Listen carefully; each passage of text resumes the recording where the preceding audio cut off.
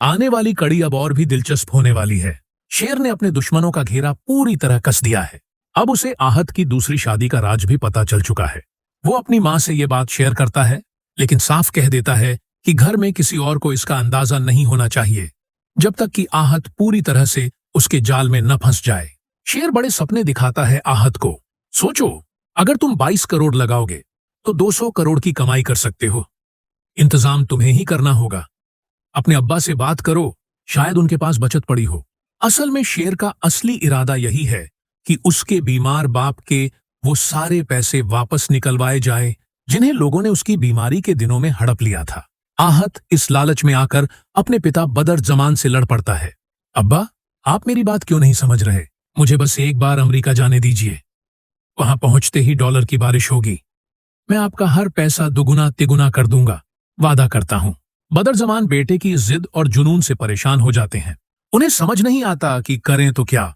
उन्हें तो ये भी लगता है कि अगर डील सफल हुई तो फायदा बड़ा है, लेकिन अगर नाकाम रही तो सब कुछ बर्बाद हो जाएगा।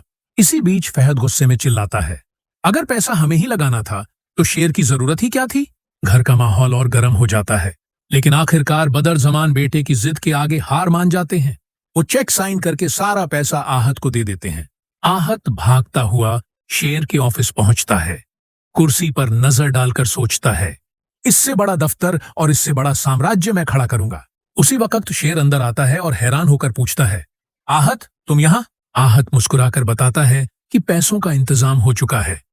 शेर के चेहरे पर संतोष की चमक आ जाती है। वो कहता है, अब देखना, तुम ऐसी ऊंचाइयां छुओगे कि कोई तुम्हारे पास भी नहीं पहुंच पाएगा। आहत के जाते ही शेर अमेरिका बैठे अपने आदमियों को फोन मिलाता है, याद रखना, इसका अमेरिका पहुंचना बेहद जरूरी है, वरना पूरा खेल बिगड़ जाएगा। लेकिन शेर सिर्फ यही सब नहीं कर रहा, वो अब भी फजर को नहीं भूला है। हॉस्पिटल में उससे मिलने पहुंचता है। वहां एक पागल उसके पास आता है और कहता है, इश्क करोगे तो मेरी तरह पागल हो जाओगे। शेर हंसते हुए जवाब देता है, पहले मैं तुम्हारी तरह ही था, अब आशिक बन चुका हूं।